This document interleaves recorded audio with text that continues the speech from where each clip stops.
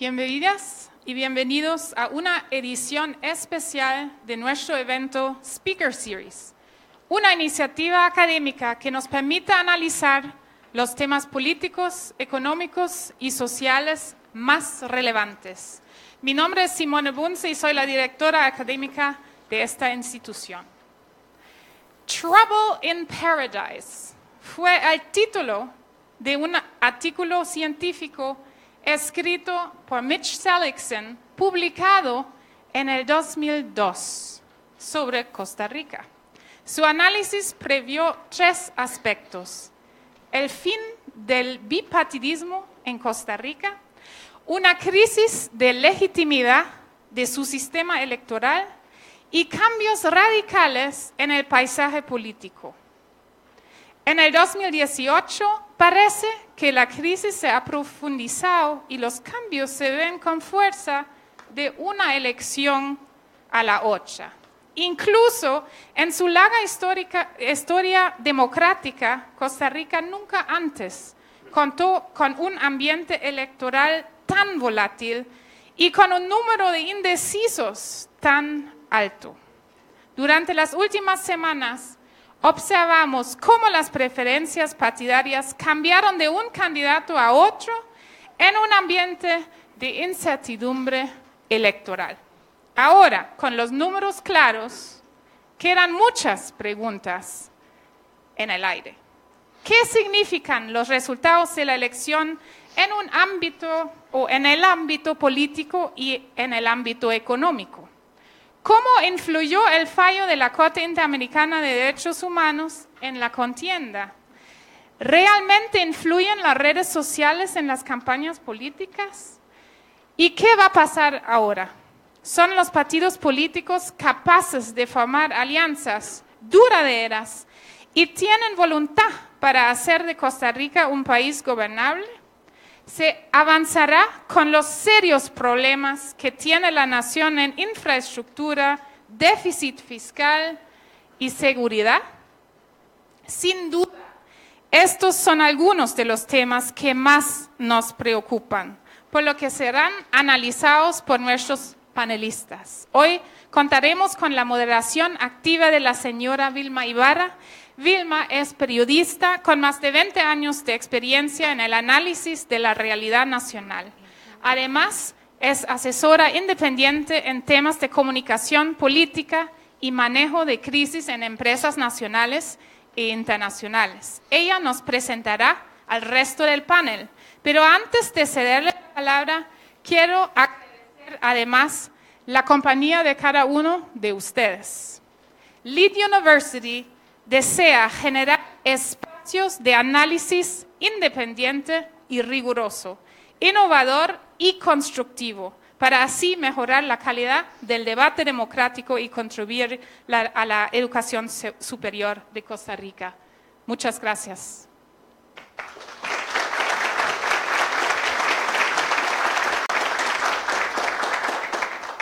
Muchas gracias, Simón.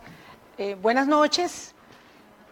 Si tuviésemos un auditorio el doble o el triple de el que tenemos esta noche, también estaría lleno. Tal es el grado de necesidad que nuestra inquietud y nuestra incertidumbre en este momento llena los espacios. Algunos de los adjetivos, particularmente uno que mencionó Simón, radical, no nos gustan. Y al negarnos a observar la realidad que nos circunda, ahora estamos estupefactos con la sociedad que somos, atribuyéndole a diversas circunstancias coyunturales o razones que no alcanzan a explicar la dimensión de nuestros cambios, lo que está sucediendo. Creo que nuestros invitados, todos, son muy conocidos y sé que todos ustedes tienen las referencias bibliográficas sucintas de cada uno de ellos. Sus carreras son mucho más prolijas de lo que anotamos en esta breve reseña, pero les puedo decir que nosotros, los cuatro, de diferente generación, obviamente, somos hijos de la movilidad social, de la educación pública, de la escuela pública, del colegio público, en dos de los cuatro casos, y de la universidad pública. Es un poco para explicar desde qué perspectiva hemos alcanzado la posibilidad de encontrarnos en este mismo recinto esta noche y entender desde la visión de cada uno de ellos la transformación que acaso todavía no terminamos de digerir que estamos viviendo desde hace mucho tiempo. Me complace darle la palabra al economista Ronulfo Jiménez, quien va por espacio más o menos de 15 minutos a hacer un acercamiento respecto de las implicaciones económicas de este periodo electoral en el que nos encontramos. Después escucharemos a Kevin y posteriormente a Diego y vamos a tener un intercambio que esperamos sea, digamos, lo más espontáneo y conversacional posible, lejos de la rigurosidad de los debates, incluso de los anteriores que han tenido que ver con infraestructura y déficit fiscal. Este no es un debate, sino más bien un conversatorio. Así que vamos a recibir, por supuesto, también sus preguntas para más adelante. Ronulfo, gracias. Muy buenas noches, muchísimas gracias a la universidad por esta invitación. Para mí siempre es un placer estar en el aula universitaria. Por mucho tiempo trabajé en aulas universitarias. Yo quisiera hacer una perspectiva de algunos temas de corto plazo y de más largo plazo sobre este escenario que estamos viviendo. Pero tengo 15 minutos, así que voy a tratar de decir 4 cosas. La primera cosa que quiero decir es que Costa Rica es una sociedad exitosa. Exitosa en el sentido de que el país ha construido una calidad de vida de los ciudadanos costarricenses muy superior al resto del entorno de América Latina e incluso muy superior a países de ingreso per cápita similar a Costa Rica. Este es un logro de largo plazo. Son muchas generaciones que han venido trabajando en estas condiciones de calidad de vida, de salud, de educación, de nutrición y de participación en la vida democrática. El país ha logrado tener un sistema político estable, ha tenido también una relativa estabilidad económica, crecimiento económico, ha tenido en los últimos años una necesaria transformación en la estructura productiva, en parte por nuestra mayor participación en el comercio internacional, en parte por toda la transformación tecnológica que nos ha tocado vivir en las últimas décadas. Y también el país ha logrado alcanzar niveles importantes de equidad. Y esto lo digo, y quería decirlo de primero, porque muchas veces en el escenario político de la contienda electoral hay una tendencia a hacer un diagnóstico pesimista del país. Es la idea de que somos un desastre de país. Yo no quiero quedarme solo en eso. Sé que tenemos problemas, que tenemos retos importantes de cómo sostener y mejorar la calidad de vida de los ciudadanos, la distribución del ingreso, la productividad de nuestros trabajadores y los salarios, y tenemos grandes retos para que el sistema político pueda tomar decisiones eficaces. Tenemos retos muy amplios, pero hay que reconocer lo bueno que este país ha logrado tener para no caer en un pesimismo absoluto y sentirnos que es una sociedad que no tiene salida. Planteado esto, yo quería plantear uno de los temas que a mí me preocupa y que creo que a la mayoría de los economistas les preocupa, y es el tema de la sostenibilidad de las finanzas públicas. Es la sostenibilidad de las políticas públicas. Este es un país que ha sido construido entre mercado y políticas públicas. Es un país construido entre mercado y Estado. Hemos logrado combinar esas dos opciones para tomar decisiones económicas, las hemos combinado, el sistema político y el sistema económico, y eso explica mucho los avances del país, pero también los problemas que tenemos hoy. Esto lo digo para tener presente que cuando hablamos del problema fiscal no es un tema puramente financiero, no es un tema de números de que a los economistas les preocupa, sino que es que esas políticas públicas tienen que tener una adecuada base sólida para seguir teniendo efectos y mejorar sus efectos en la sociedad costarricense. Desde el 2009 hemos venido acumulando un déficit que ha estado entre el 3, el 5% del PIB, y el año pasado fue del 6%, este año el Banco Central pronostica que es del 7% del PIB, y que el próximo año, si no se hiciera nada, sería del 8%. Cada 1% es más o menos 700 millones de dólares, como para que ustedes se hagan idea de ese faltante. Los ingresos no alcanzan en esa magnitud para cubrir los gastos. De hecho, los ingresos no están alcanzando ni para cubrir el gasto corriente. Es decir, que nos estamos endeudando, porque para financiar el déficit hay que endeudarse para pagar la inversión, pero también para pagar el gasto corriente, para pagar los salarios, para pagar las pensiones. Y eso, en general, no es una buena idea para un Estado, no es una buena idea para una familia tampoco. Hemos acumulado un tamaño de deuda que ya se empieza a complicar, y además nos empiezan a analizar cuál es nuestra capacidad para poder honrar esa deuda. Es decir, empezamos a subir en los niveles de riesgo con que nos ven los mercados. Hasta ahora, nosotros, los ciudadanos, no hemos sentido el tema fiscal.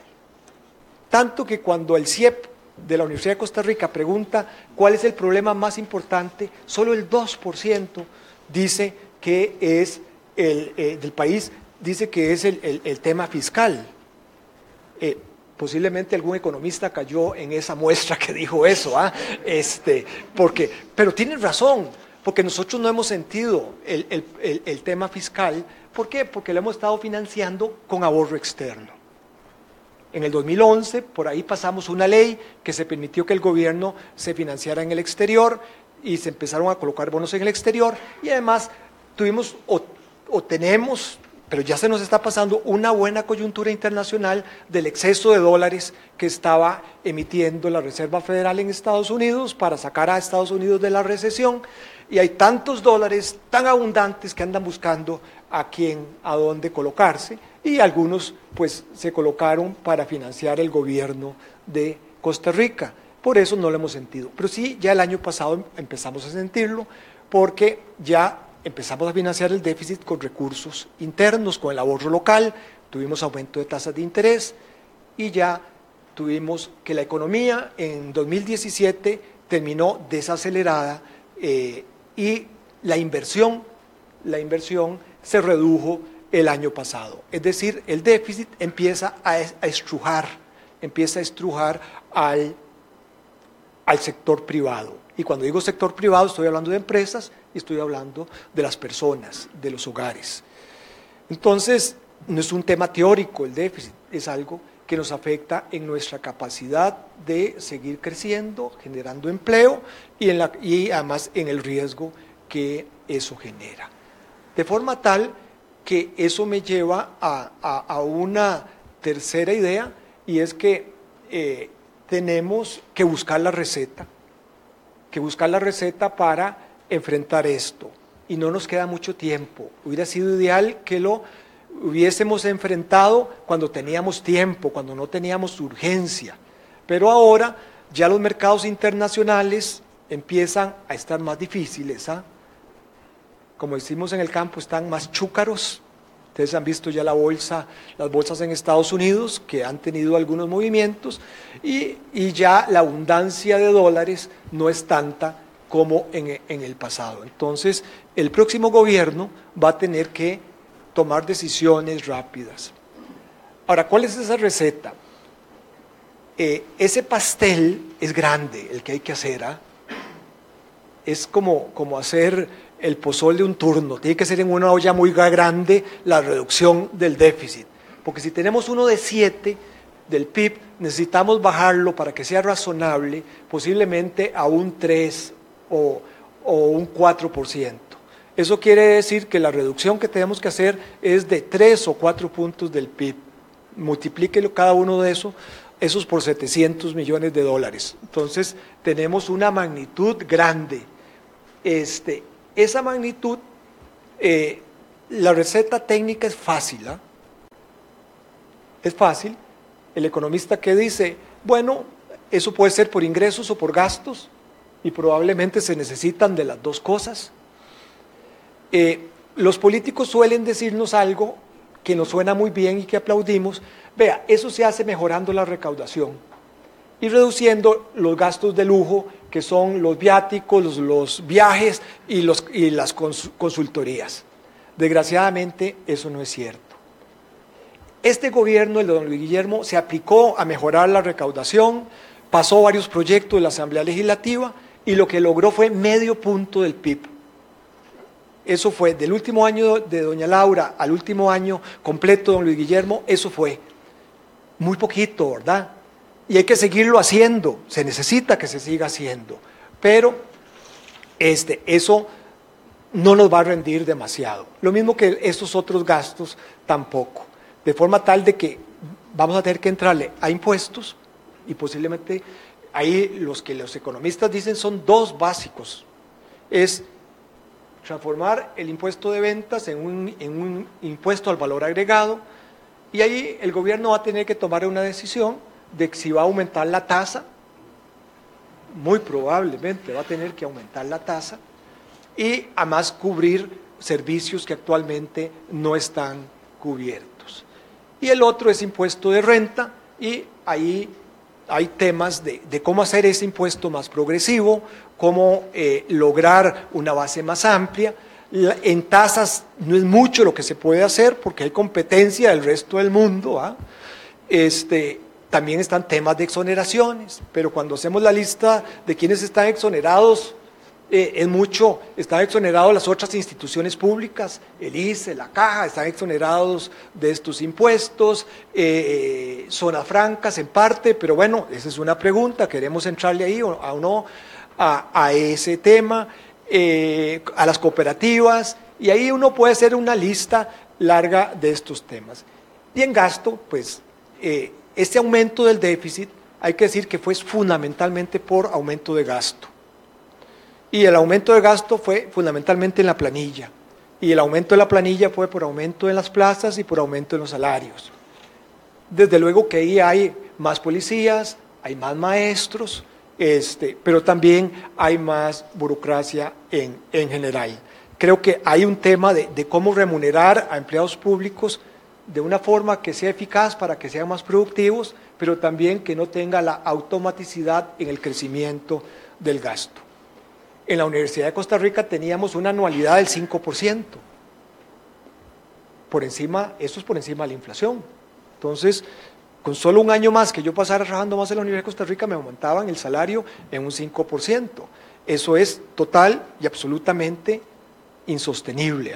Y el rector Macaya, que creo que nadie se atrevería a acusarlo de neoliberal ni cosa por el estilo, ¿verdad?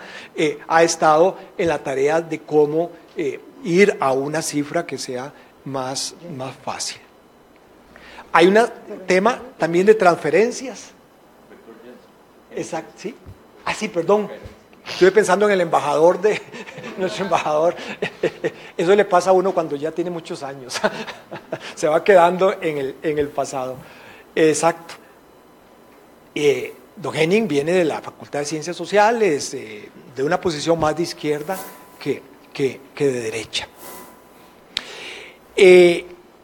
Hay un tema de transferencias, mucho del gasto del gobierno central es transferencias a otras instituciones, algunas que ya no están cumpliendo funciones importantes.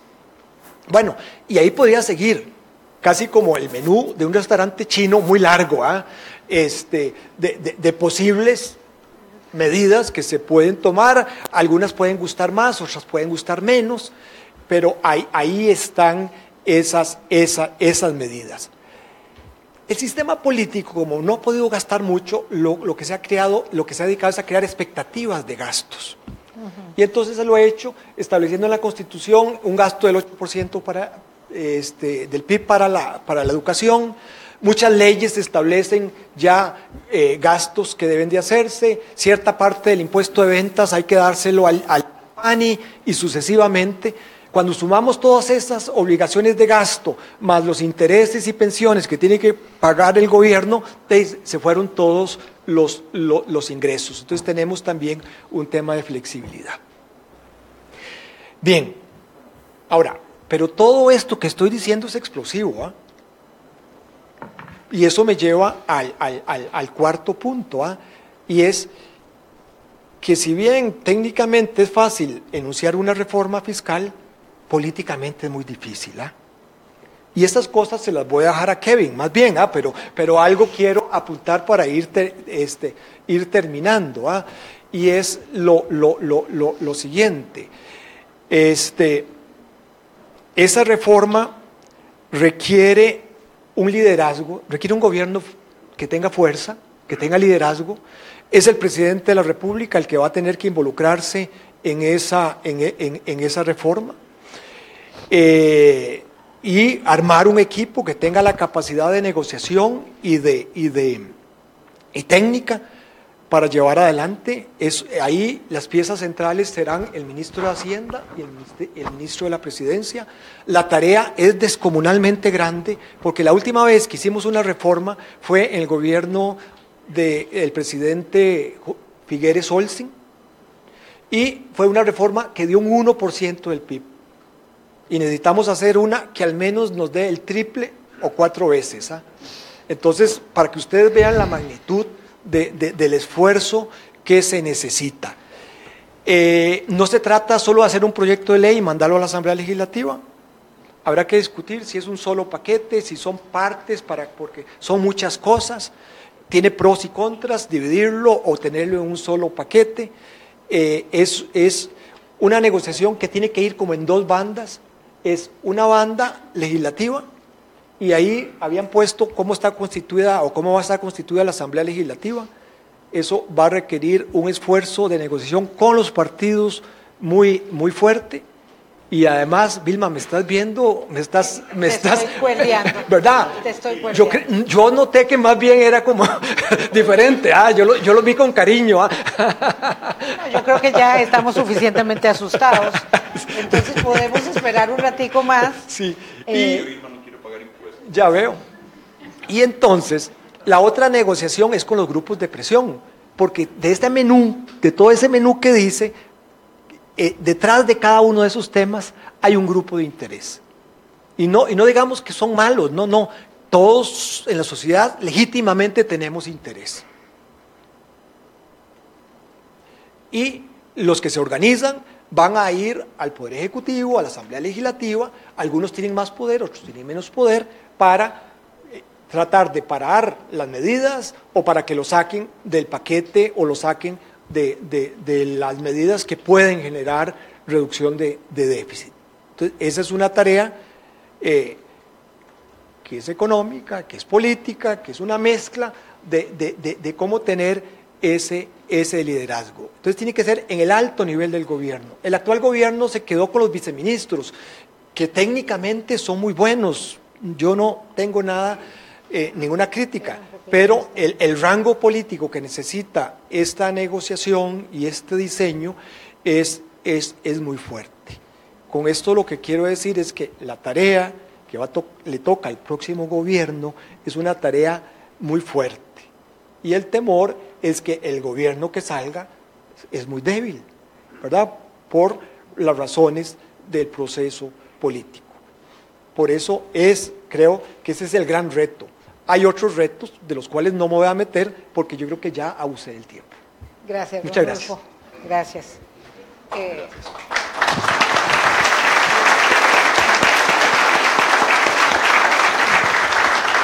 Ya tenemos varias consultas que vamos anotando, pero solo para que lo tengan ahí en el tintero cuando Ronulfo plantea el tema de las anualidades de la Universidad de Costa Rica, nada más de la Universidad de Costa Rica, habría que pensar en el capital que ha empeñado el rector Jensen y la imposibilidad absoluta de reducir la anualidad en la Universidad de Costa Rica. Ese es solamente uno de los múltiples grupos de presión que, a pesar de la conciencia que tiene un enorme sector del profesorado, plantean negatividad a cualquier cambio del statu quo.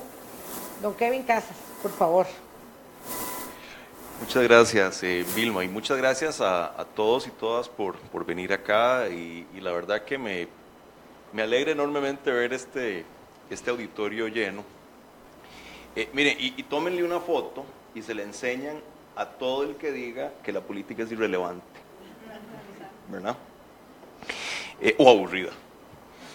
Y además me complace enormemente estar con Ronulfo, con Diego, a quien no tenía el gusto de conocer, y con vos, Vilma. Yo voy a empezar diciendo un par de cosas sobre el contexto de esta elección, que explican, me parece a mí, algo de lo que pasó el domingo, que nos tiene a todos un poquito desconcertados, y si no, no estaría este auditorio lleno, y que también tienen que ver con lo que puede pasar de ahora en adelante. El primer dato importante de contexto es el de una profunda desilusión política por parte de la población. Y esto no es una historia nueva. La democracia ha venido perdiendo apoyo sistemáticamente en Costa Rica por 35 años. Si ustedes revisan las cifras de Mitch Seligson, que los mencionaba Simone, y del Latin American Public Opinion Project, yo creo que de ningún otro país en América Latina se puede decir lo mismo. Y esa desilusión, que como digo es una historia vieja, me parece que ha dado paso en estos últimos 2 o 3 años a algo mucho más inquietante. Si ustedes ven las cifras del Latinobarómetro del 2016, cuando se hace la pregunta típica para medir el apoyo, lo que se llama el apoyo abstracto a la democracia, se le pregunta a la gente, la democracia puede tener problemas, pero es el mejor sistema de gobierno por encima de cualquier otro. Entonces se le pregunta a la gente, ¿está usted de acuerdo con esa frase o no? 72% de la gente en Costa Rica dice que está de acuerdo. Lo interesante es que esa cifra está por debajo del promedio de América Latina, por primera vez. Estamos por debajo del promedio de América Latina. Ojo. Cuando se le pregunta a la gente por actitudes autoritarias, resulta que el 46% de la población estaría dispuesto a aceptar un gobierno autoritario que resolviera los problemas económicos. Y ahí estamos exactamente en el promedio de América Latina. Costa Rica, que antes estaba aquí arriba con Uruguay, resulta que ahora está en el promedio o por debajo, en el tema de las actitudes de apoyo al sistema democrático. O sea, nos movimos de desilusión a desilusión plus, ¿verdad? Ese es el primer dato. Y el segundo dato, que es clave en esta historia, me parece, es el de la creciente fragmentación del sistema de partidos y la aguda debilidad de los partidos políticos. Aguda debilidad porque prácticamente no tienen institucionalidad, lo verán, van a desaparecer los partidos una vez que pase la elección y si acaso siguen existiendo a través de su fracción legislativa. Aguda debilidad porque están divididos, todos ellos internamente.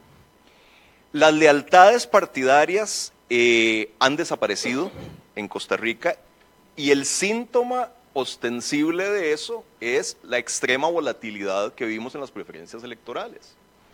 Digo, la gente se pasaba de un lado al otro, le daba lo mismo a Ana que Juana. Esa fragmentación del sistema de partidos ha aumentado sostenidamente desde 1998. Digo, y el síntoma más evidente de eso son los 13 candidatos presidenciales que teníamos. No podíamos ponerlos en un solo estrado. Digo, si eso no indica que algo no anda bien con nuestro sistema de partidos, no sé qué lo va a hacer. Entonces, ahí hay dos datos importantes de contexto. Los resultados. ¿Quién ganó en todo esto? Bueno, obviamente ganó el Partido Restauración Nacional y ganó el Bloque Evangélico, que experimentaron un crecimiento electoral absolutamente explosivo. El Partido Restauración Nacional, el partido de Fabricio Alvarado, pasó de 27,000 votos hace 4 años a 505,000 votos, ¿verdad? Y son hoy la segunda fracción más grande en la Asamblea Legislativa. O sea, es un triunfo en toda la línea. ¿Quién perdió? Prácticamente todos los demás. Lo que pasa es que unos perdieron más que otros y cada uno perdió de manera diferente. Para el PLN, evidentemente, esto fue un desastre, pero ojo, sigue siendo el partido más grande en la Asamblea. Para el PUSC, esto no fue un fracaso, pero sí fue una desilusión. Pero, hay que decir, aumentó casi en 200,000 votos su caudal electoral y aumentó su representación legislativa. Para el PAC, que ciertamente llegó a segunda vuelta, también es cierto que perdió 10% de su votación con respecto a su votación de la primera ronda hace 4 años, perdió casi 250,000 de votos y perdió 1/3 de su representación en la Asamblea. La extrema izquierda y la extrema derecha, el Frente Amplio y el Movimiento Libertario fueron, me parece a mí, los grandes perdedores de esta historia. ¿Y qué más perdió? Perdió, creo, la discusión democrática. Los temas que más preocupan a la gente, empleo y seguridad, nunca fueron discutidos más allá de los eslogans electorales. Digo, y nos la pasamos toda la campaña discutiendo primero sobre el cementazo y después sobre el fallo de la Corte Interamericana de Derechos Humanos. Y perdió la discusión democrática porque por primera vez, digo, desde mi perspectiva, perdió la discusión democrática porque por primera vez se nos metió la religión de lleno en la discusión política. Y eso, me parece a mí, es una pérdida en toda la línea. Y todavía no ha decidido si perdió la gobernabilidad, porque la fragmentación legislativa contra pronóstico no aumentó por ahora. Por ahora. Y porque, como decía hace un momento, los partidos políticos, mostraron sus vergüenzas, mostraron su enorme debilidad en todo sentido.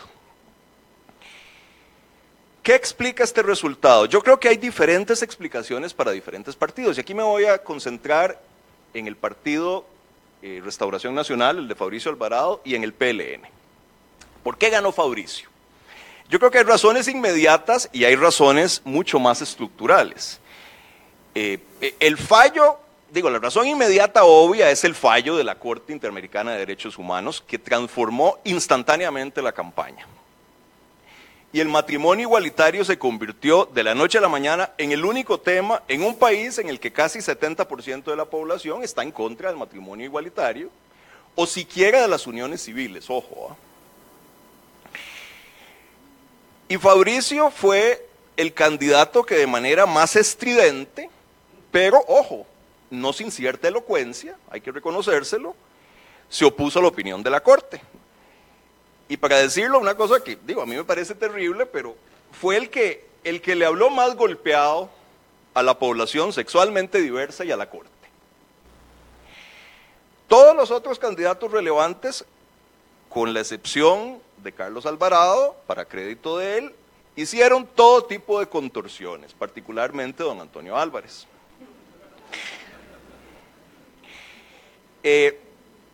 Pero esas son, digamos, ese fue el gatillo inmediato. Me parece que hay algo mucho más profundo en lo de Fabricio Alvarado.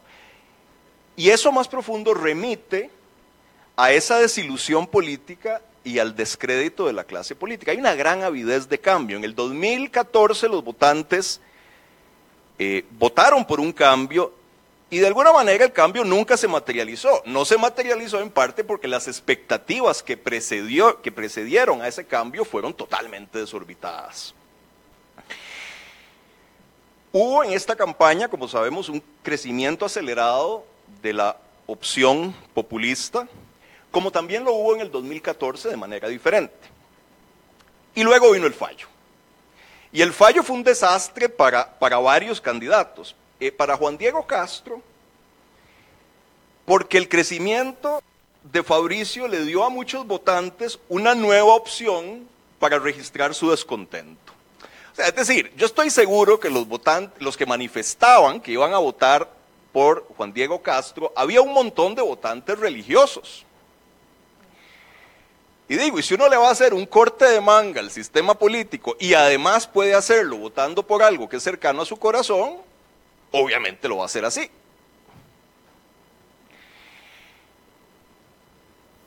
Y hay algo aún más interesante en esto, creo.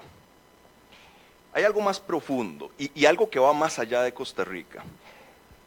Cuando uno no cree en nadie, volver la vista a Dios es un paso muy natural. Era impresionante. Yo me la pasé el último mes, más o menos, tocando puertas en Moravia para el PLN, que es mi partido.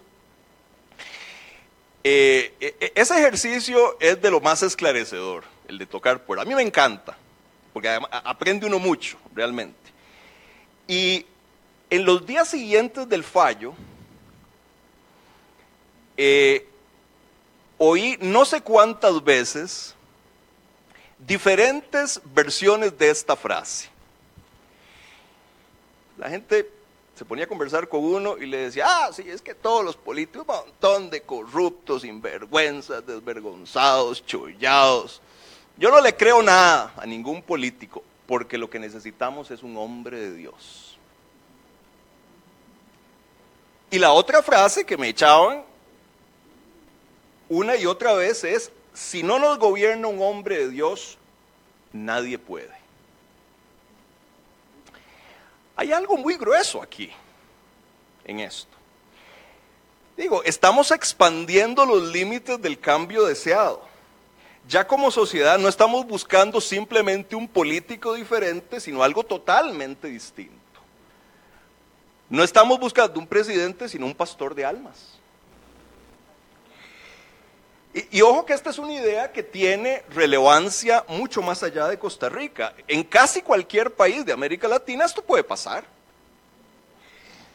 En sociedades seculares como las europeas, por ejemplo, el descrédito total de la clase política da paso al ascenso de una religión secular como el nacionalismo. Pero en América Latina es perfectamente esperable que la gente vuelva los ojos a una figura religiosa. Y a todo esto hay que sumarle que esta opción religiosa en específico es extraordinariamente potente desde el punto de vista político. Los grupos evangélicos tienen un conjunto de atributos formidable. Son grupos altamente organizados que tienen un conocimiento íntimo de cada familia en su congregación, que son sumamente disciplinados y que tienen una presencia capilar en cada comunidad de este país. Cuando esos atributos se despliegan políticamente, son letales. ¿Por qué perdió el PLN? Digo, echarle la culpa al candidato se me hace una explicación muy fácil.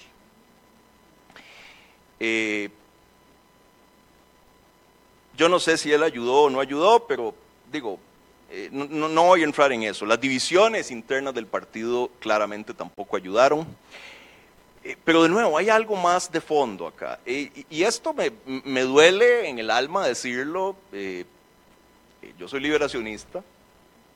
El partido se ha convertido en un sinónimo de corrupción. Algo así como el PRI en México. ¿Es esto justo o no? Miren, no sé. Lo único que voy a decir sobre eso es que yo sospecho que si un marciano que llega en la Tierra mañana, le extrañaría enterarse de que el PLN tiene la misma reputación que el PRI.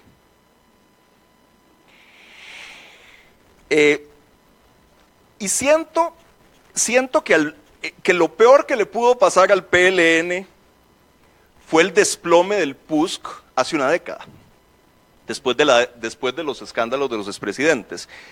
Porque en ese momento el PLN se convirtió en el establishment. Y toda la ira dirigida contra el establishment fue dirigida contra el PLN. Pero más allá de eso, el PLN tiene un serio problema demográfico. O sea, desde hace años perdió la capacidad de hablarle y de atraer a la juventud y a la población urbana. Y para ponerlo en términos muy pedestres, el votante promedio del PLN es un recurso político no renovable. Ojo, cosa que yo veía cuando andaba tocando puertas. O sea, encontrar un joven urbano que diga que va a apoyar al PLN es como encontrar un unicornio. Por esa ruta, y me parece que hay algunos aquí que van a entender esta analogía, me parece que Diego, no por eso, digo, el PLN va por la ruta del Partido Colorado en Uruguay. Y tiene un serio problema ideológico también. El PLN se convirtió en un partido sin causa. Desde hace años pierde votos a la izquierda con el PAC, que fueron reemplazados con votos a la derecha del PUSC, pero ahora que el PUSC se está recuperando, muchos de esos votos están yendo, entonces está perdiendo votos por la derecha, y ahora perdió el voto religioso que se fue con Fabricio. Entonces se quedó colgando en el aire. Por querer ser de todo para todo mundo, ahora no es nada. Escenarios probables. Digo, no tenemos encuestas, mi impresión es que Fabricio parte como favorito, creo. Creo que la participación, por todo tipo de razones, va a bajar mucho en la segunda vuelta. El tema del domingo de resurrección y todo eso influye. En la elección pasada, la participación cayó 12% de una ronda a la otra. Entonces, imaginemos que del 65% pasamos al 50%. Resulta que el 24 o 25% que tiene Fabricio se convierte instantáneamente en un 34%, con un voto mucho más disciplinado que el del PAC, ¿verdad? Ahora, depende, me parece, el resultado de dos factores. Primero, cuál sea la discusión. Si esto se convierte en un referéndum sobre el matrimonio igualitario, el aborto, las guías sexuales, va a ganar Fabricio. Si la discusión es sobre todos los otros problemas que hay, Carlos Alvarado tiene una oportunidad. Déjeme terminar este punto, Vilma. Y el otro punto es, el segundo punto es si alguno de los candidatos va a lograr hacer una alianza, particularmente con el PUSC. Y aquí empiezo por decir que el PLN no está en condiciones de hacer alianzas con nadie. No tiene más opción que la que escogió, que es dejar en libertad a sus votantes. No hay un líder que pueda hacer esa decisión. Y aún si se pudiera hacer, cualquiera que sea la decisión que se tome de hacer una alianza con Fabricio o con el PAC, parte al partido. Entonces el PLN no tiene otra opción que la que tomó. La situación es distinta en el PUSC. Rodolfo Pisa me parece que tiene mucho más control del partido. Ahora, el problema de fondo es la debilidad de los partidos. No hay ninguna certeza de que ninguna alianza entre partidos sea sostenible. Los partidos son tan débiles que sus votantes perfectamente pueden no acatar lo que decidan los líderes. ¿Quién es más capaz de atraer votantes de otros partidos? En el papel, el PAC, que es una opción más moderada, menos extrema. Miren, el problema del PAC es que tiene 18 años de estar sistemáticamente insultando a todos los líderes y todos los partidarios de los otros partidos. A la gente no le gusta que le insulten. En política hay una regla cardinal, que es, uno siempre debe tratar a los enemigos como si algún día pudieran llegar a ser amigos. Y siempre debe tratar a los amigos como si algún día pudieran llegar a ser enemigos. Así nunca se equivoca uno. El PAC nunca ha observado esa regla. Acabo con una observación final, si me la permite, doña Vilma. Voy a dejar los implicaciones para las preguntas. Una reflexión final que es quizá en la que más quisiera insistir. El domingo todo cambió menos los problemas políticos del país. Ningún problema es más importante que la naturaleza tremendamente disfuncional del sistema político. Hay problemas de diseño institucional no resueltos y un problema grave de deterioro de la representación política que tiene que ver con la licuefacción de los partidos. Ese deterioro, junto con otras cosas como la perenne situación de estrechez fiscal, se traduce en una creciente incapacidad del sistema político para procesar las demandas sociales y responder adecuadamente a ellos. Y eso tiene un nombre: ingobernabilidad. Y eso me parece que es lo que está detrás del extendido descontento político que denota este resultado y del sostenido descenso en el apoyo a la democracia. Mientras no tomemos en serio la urgencia de llevar a cabo una profunda reforma política, estamos condenados a seguir en la espiral descendente política en la que está metido el país desde hace años. Vamos a continuar hablando entre nosotros incesantemente de lo que hay que hacer con la desigualdad, con la educación, con la infraestructura, con todo lo demás, como si el presidente que elegimos pudiera hacer un montón de cosas sobre eso. Con las reglas actuales es muy poco lo que puede ser. El problema político fundamental de Costa Rica no es de naturaleza sustantiva, sino procedimental. La tubería del desarrollo está atascada. Y no importa lo que echemos de este lado, si son propuestas sofisticadísimas o son desaforadas ocurrencias, poco o nada va a salir del otro lado de la tubería. Una reforma tendiente a desarmar la vetocracia en la que nos hemos convertido, a racionalizar las potestades de las instituciones de control, a replantear nuestro sistema electoral y hasta la naturaleza misma de nuestro régimen político, es la tarea pendiente más importante que tiene este país. Es una reforma instrumental para hacer todas las otras reformas que el país necesita. Sin embargo, el tema de la reforma política nadie lo mencionó durante la campaña.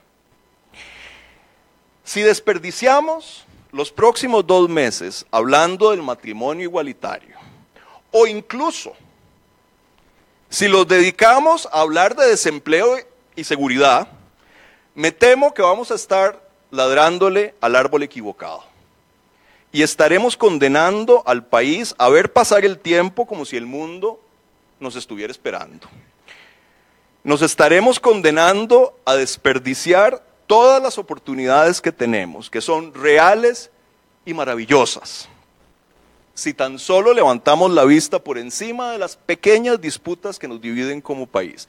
Yo voy a votar por el candidato que nos prometa que al menos va a tratar de arreglar eso. Será mucho pedir. Gracias. Gracias, Kevin.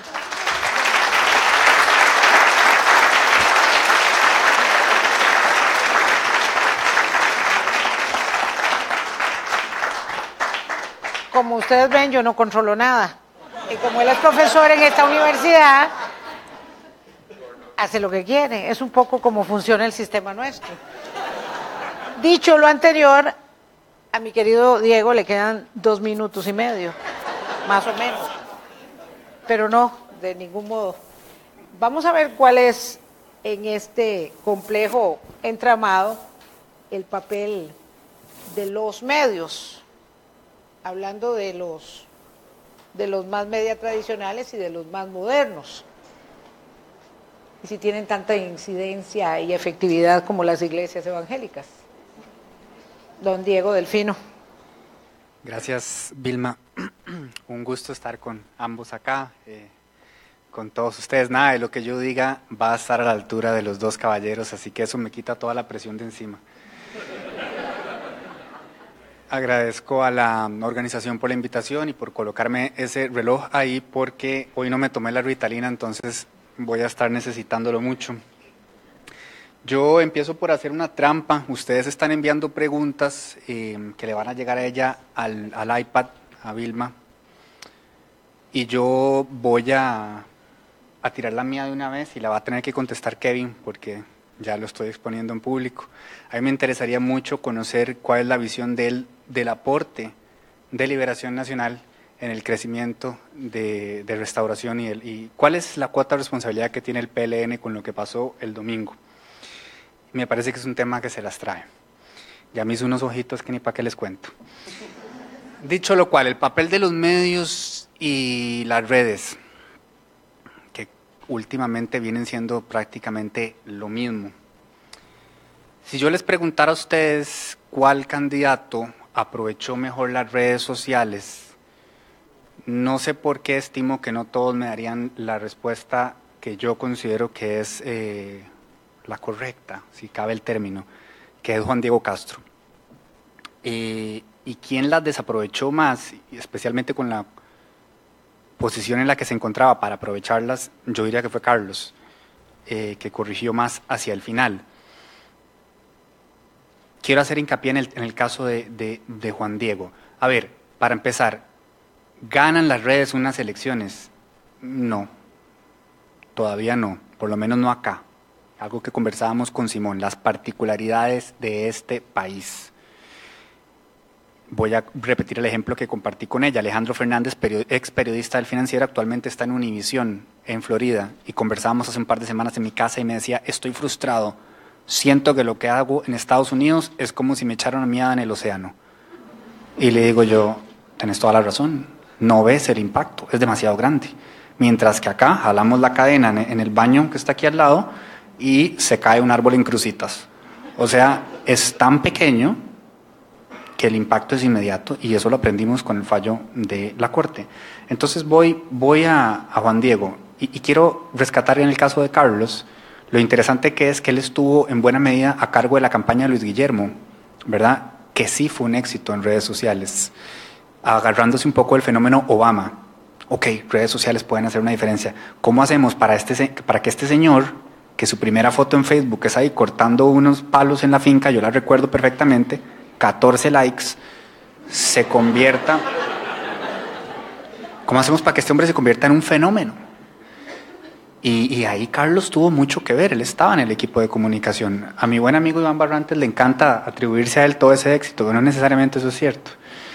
Carlos tuvo una participación importante y sin embargo ahora yo creo que Carlos se echó para atrás, dejó la cosa en manos de otras personas y el inicio en redes fue un desastre, porque la lectura es otra, porque los tiempos son otros. Ya no es lo mismo Luis Guillermo sacando la lengua y haciendo un selfie que Carlos diciendo escucho Radiohead, chiquillos, voten por mí. Es como, no mae, no nos importa si escuchas Radiohead, o sea, ¿cuáles son tus propuestas y cómo nos vas a encantar? Tu partido viene de un escándalo tremendo.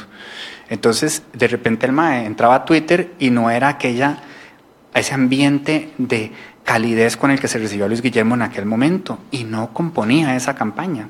Y si ustedes prestan atención, Dios mío, ya voy por 11 minutos, a las últimas 4 semanas el cambio fue vertiginoso. Cuando parecía que ya Carlos no tenía cómo componer esa campaña, hubo un cambio de dirección.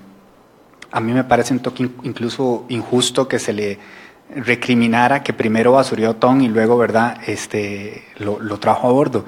Al contrario, autocrítica, se dio cuenta de su error Y ese momento en que en ese comercial, que ahí es donde la campaña dice, ok, estamos en serio, Otón le pasa el sombrero, tuvo un valor simbólico monstruoso. Porque creo que todos estamos de acuerdo en que si Otón hubiera sido el candidato, las circunstancias habrían sido otras, ¿verdad? Versus un carambas como Carlos, que, como decía Hernán Jiménez, no lo conoce ni la mamá. No lo conocía, ¿verdad? Eso ya cambió. Entonces hablaba de Juan Diego porque es un tipo que nos demostró lo mismo que Fabricio. Atención, el valor de la maquinaria económica que tiene el PLN ya no necesariamente es tan determinante. Y la publicidad que usted utiliza en televisión tampoco. A pesar de que, según nos confirma CIEP, sigue siendo la tele número 1 medio de comunicación por muchísimo en el país. Yo vivía un poco engañado porque desde que en algún momento trabajé en un proyecto de comunicación de Grupo Nación con celulares, esto hace como 10 años, y ya en aquel entonces había más celulares que gente. Y yo, listo, ya, con redes lo vamos a hacer todos. No. Cuando ustedes dicen, pero ¿por qué sigue Teletica presentando el Chinamo si nadie ve el Chinamo? No, no es que nadie ve el Chinamo, ustedes no ven el Chinamo. Hay un montón de gente viendo el Chinamo. Entonces la tele tiene muchísima importancia, ¿ok? Y eso es un valor que Juan Diego supo medir desde hace mucho tiempo. Fue el que explotó más redes, pero ¿cómo se convirtió en una figura en redes? Primero fue una figura en tele, ¿verdad? Con el buen respaldo de nuestros amigos de Teletica. 9 minutos, oh my God. Entonces... No, tranquilo. No, yo no me voy a pasar. Tranquilo, Okay. Está viendo el cronómetro al revés. Juan Diego nos da una lección valiosísima. No estaba invirtiendo plata, no hace falta invertir esa plata en publicidad. Él estaba nada más haciendo videos súper virulentos, agarrando un cuchillo y sacudiéndolo con la patriótica detrás. Decenas de miles de views, cientos de miles de views. Es como el término de Pokémon, it's super effective. A la gente le encantaba. Entonces, en aquel momento, yo como periodista estaba en una encrucijada terrible, porque desde un punto de vista ético, moral, civil, si se quiere, patriota, sabía el riesgo que representaba que una persona así llegara al poder. Pero yo tenía que seguir reportando todo lo que estaba pasando con el cementazo, era el caso del año y me había metido de lleno. Y yo tenía clarísimo que el principal beneficiado del cementazo iba a ser él. Entonces yo hasta me cambié mi foto de perfil en Facebook y puse la foto de Bran Stark, el hijo de Ron en Game of Thrones. Cuando acaban con la sanguijuela traidora de la serie, no les voy a spoilear quién, él se le queda viendo así y le dice, el caos es una escalera. Y esa era la frase clave de este personaje. Entonces así le hizo saber, yo sé quién sos. Y ahí lo matan, ¿verdad? Y yo, el caos es una escalera. En este ambiente que también describió Kevin, de descontento político, de apatía, de cuestionarse si la democracia me está respondiendo, etcétera, etcétera, etcétera, corrupción por todo lado, donde se supone que el PAC lo que tenía a favor era que eran los no corruptos y de pronto dentro del gobierno del PAC pasa lo que pasó. Hay caos, hay desconcierto y aparece aquel muchacho, es que iba a decir loquillo y luego me corregí y terminé diciendo muchacho. Aparece aquel loquillo sacudiendo cuchillos y hablando, subiéndose en tractores y haciendo una pauta súper cutre, tremendamente efectiva. Es que ni el logo era curado, parecía hecho en aquel programa que se llamaba Paper de los 80s, o sea, una cosa atroz. Y ahí estaba, primer lugar en las encuestas, y yo sentía aquella frustración porque yo en esa vez sí lo vi venir. Yo dije, mae, pónganle atención a Juan Diego, se va a subir en la ola. Explotó las redes como nadie. Entonces, él fue el que supo hacerlo mejor. Después pasó lo que pasó, pero él fue el que supo hacerlo mejor. Por supuesto, como dije, amparado en la tele, ¿verdad? Entonces, ¿quién no lo hizo bien? Dije Carlos, pero ¿a quién lo hizo peor? Rodolfo. Yo no sé qué está pasando. No me volvás a ver así porque Antonio, ¿verdad? Tampoco.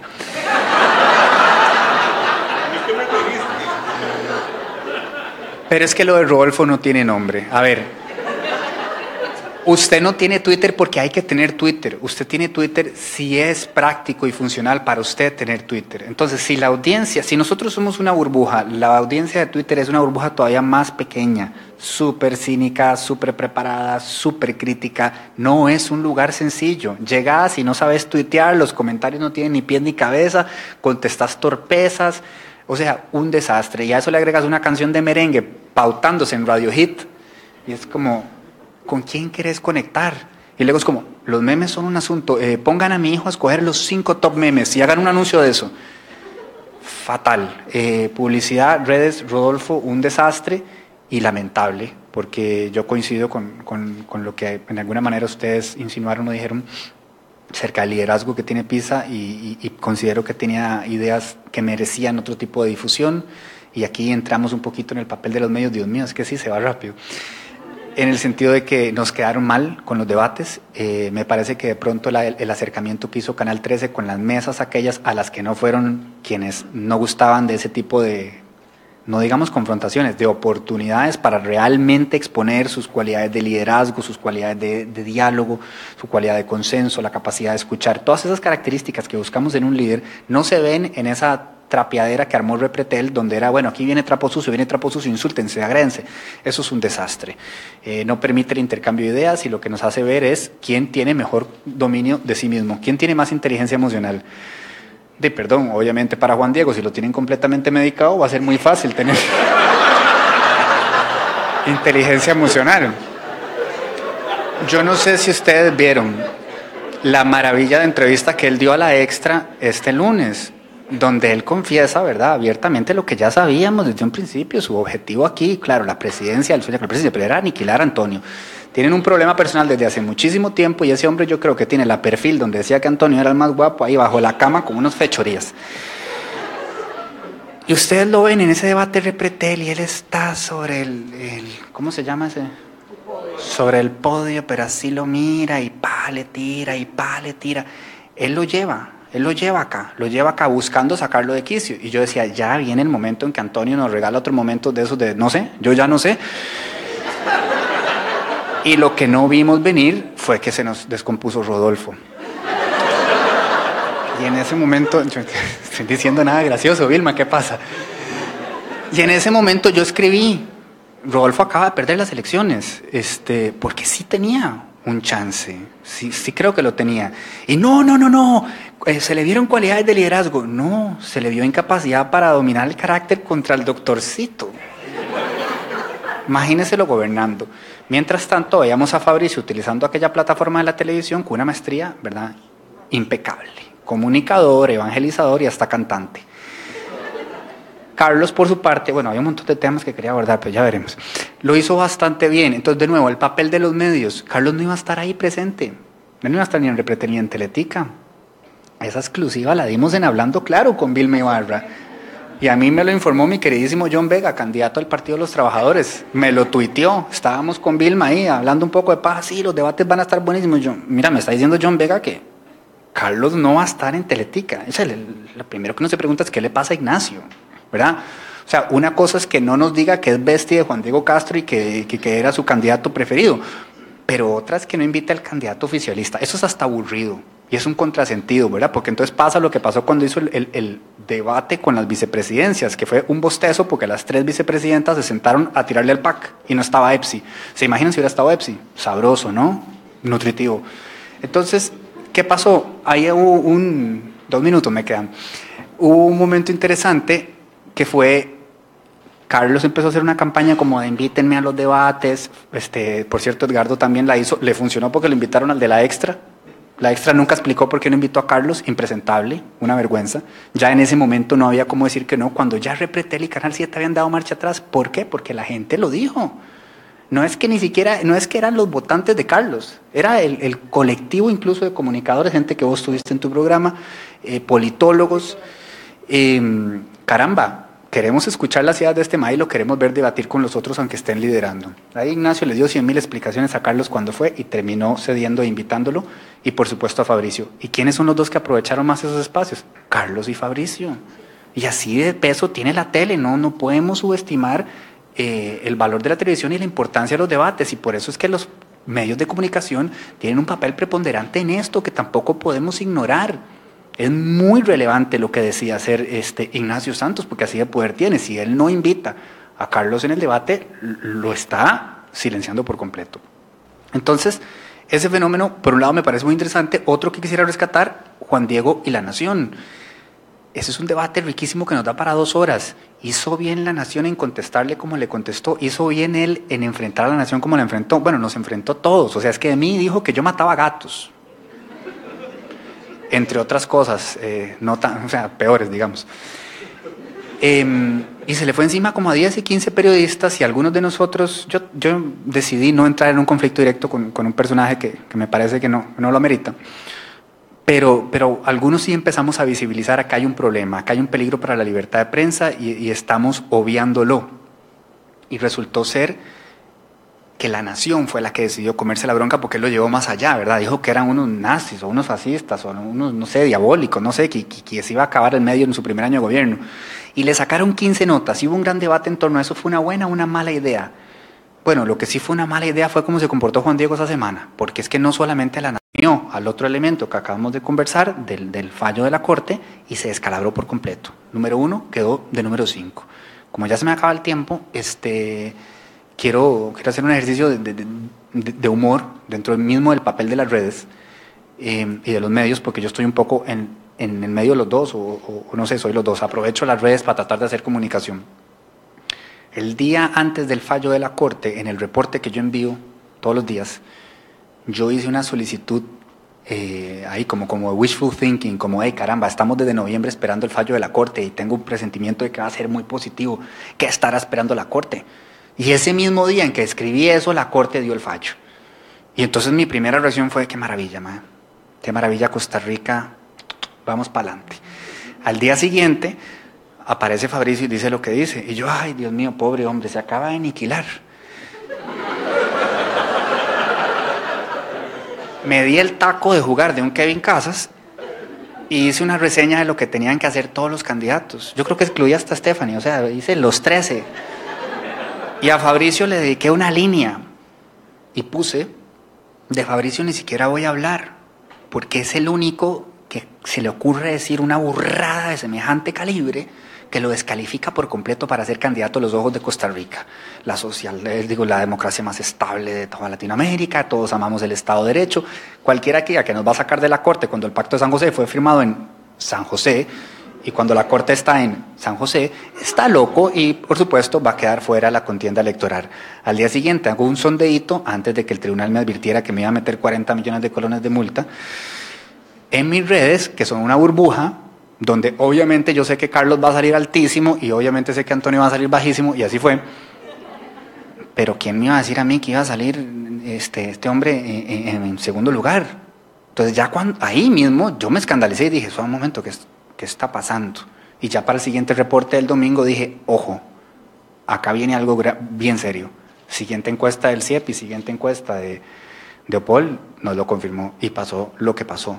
Entonces, no es de recibo que don Antonio Álvarez diga que él no vio venir el fenómeno Fabricio. Si hubiera estado leyendo el reporte del Fino, lo habría visto venir.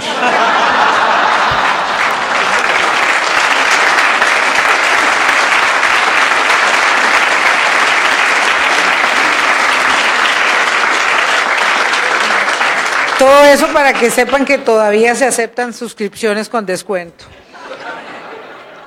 Gracias. Claro que genera una gran tentación seguir en la dinámica que plantea Diego, pero como tengo preguntas que atañen al devenir de estos 2 meses menos de campaña, voy a proceder con algunas de las consultas.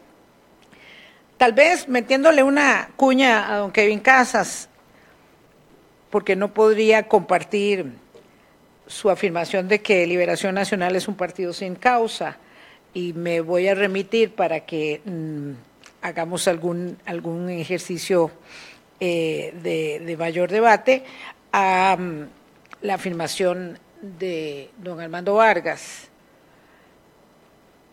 negocios y gobierno. Esa es la causa que él le atribuye al Partido Liberación Nacional, un partido de lleno, metido en la agenda de los negocios empresariales de una clase del empresariado. Él lo plantea de esa manera. Entonces, la pregunta ¿es un partido sin causa o su causa son los negocios? Y pierde su esencia, que un poco se la lleva el PAC y la reivindica.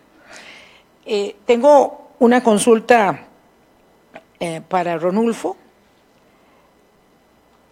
respecto de cuáles acciones serían prioritarias para atender el déficit fiscal en su aspecto más crítico.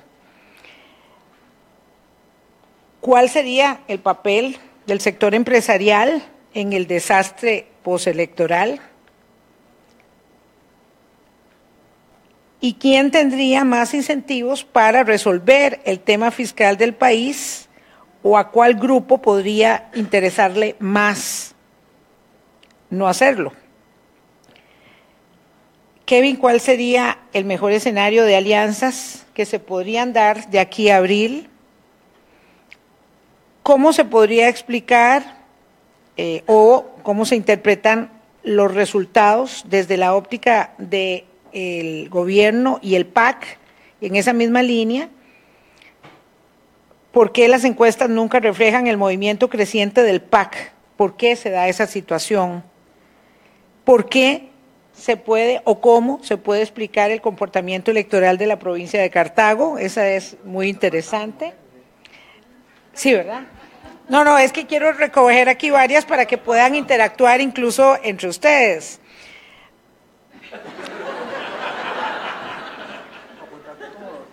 Unas son muy puntuales y tienen que ver si don Rodolfo Pisa se disparó en los pies, y cómo hacer una campaña exitosa en redes sociales, que yo creo que ustedes entenderán que es como un tema en sí mismo y mejor lo abstraemos para ver cuáles son las posibilidades que ellos ven, que proyectan en el tema fiscal y en el debate de la campaña. Y yo agregaría en la responsabilidad de los medios de cara a esta fase de la campaña, sin poder elaborar hoy el papel de Canal 7 en la forma en que hace un candidato, ¿verdad?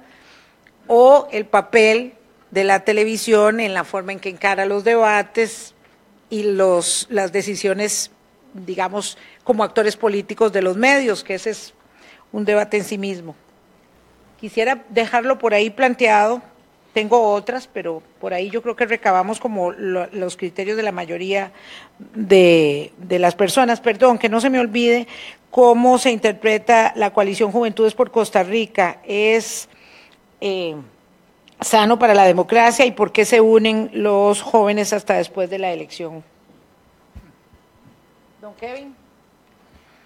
Bueno, no. De las que dijiste, agarré una. Muchas gracias a todos por plantear preguntas interesantes que añaden al debate. Empiezo por la única que agarré de las que planteaste, que me parece que es una pregunta importante, y después voy al tema de los evangélicos, que no se me va a quedar, evangélicos y PLN, y después a lo que planteaste vos, Vilma. Alianzas posibles. Bueno, yo decía en lo que dije hace un ratito que me parecía que de entrada el PLN no está en condiciones de hacer una alianza con nadie. La única opción que tiene realmente es la que me parece que correctamente tomó, que es dejar a sus votantes en libertad. No es lo mismo para el PUSC, que el PUSC tiene un liderazgo que podría tomar esa decisión, que es una decisión complicada. Es un... Perdona que te meta ahí una cuñita, Sí. Creo que es notorio que lo está haciendo Rodolfo Pisa Sí. ya. Sí, Hoy sí, pidió la aprobación del impuesto valor agregado a sus diputados, a estos. Claro, a mí me parece que el PUSC tiene mucha mejor, está en mucha mejor posición como para plantearse una decisión de ese tipo. Es un partido golpeado. que está además menos dividido Menos internamente golpeado. en torno al tema del matrimonio igualitario. Digamos, en general, una amplísima mayoría de los militantes del PUSC están en contra, me parece, hasta donde me parece. Aunque habría gente en el PUSC que probablemente objetaría una alianza con Fabricio sobre esa base. No dudo que la habría.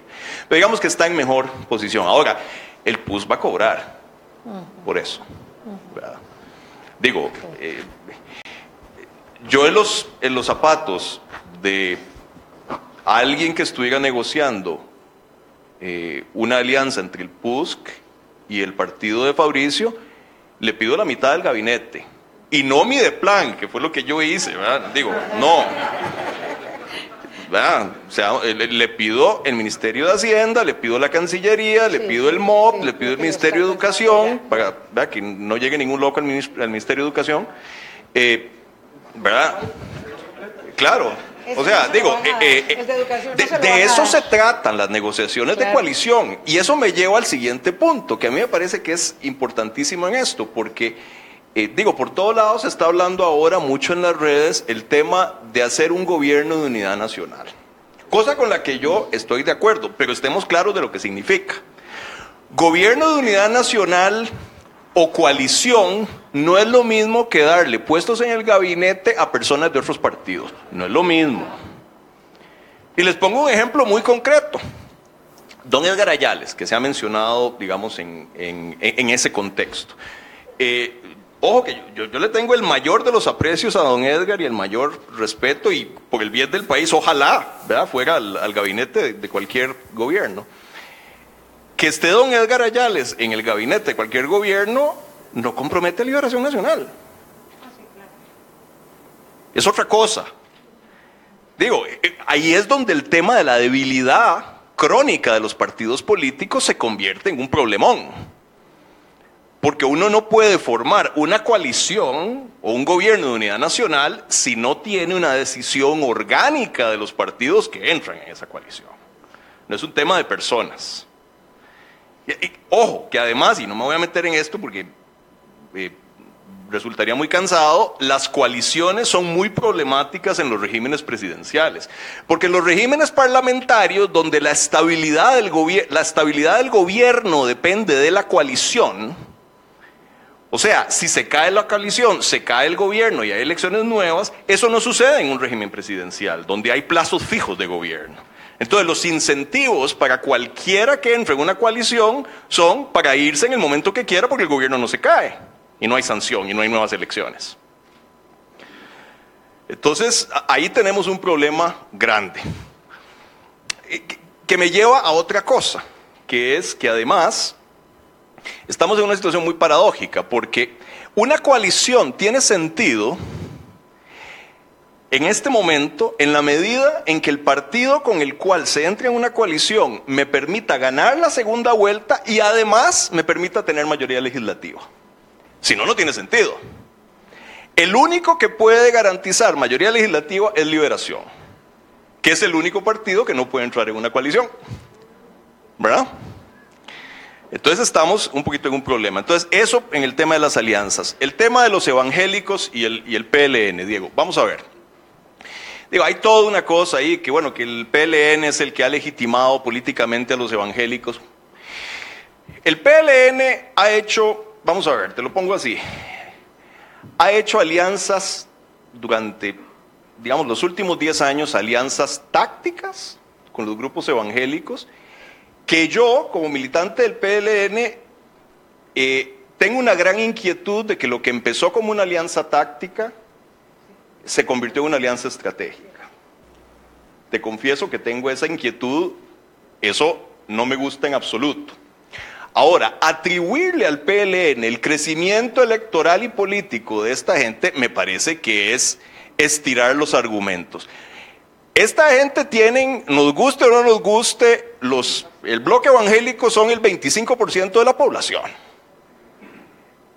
25% de la población que inevitablemente te convierte en un actor político relevante, tarde o temprano. Y habían venido creciendo porque la gente vota por ellos. Digo, el PLN no obligó a nadie a votar por ellos.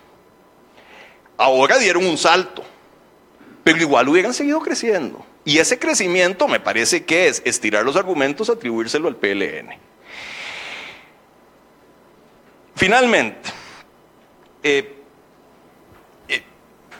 Vilmita, vamos a ver, como dicen en inglés, digo, vos estás haciendo tu trabajo como periodista y lo estás haciendo muy bien, pero como dicen en inglés, I take issue con esa pregunta, de que la causa del PLN son los negocios. Ve, Vilma, esa es parte de la leyenda negra que se ha creado.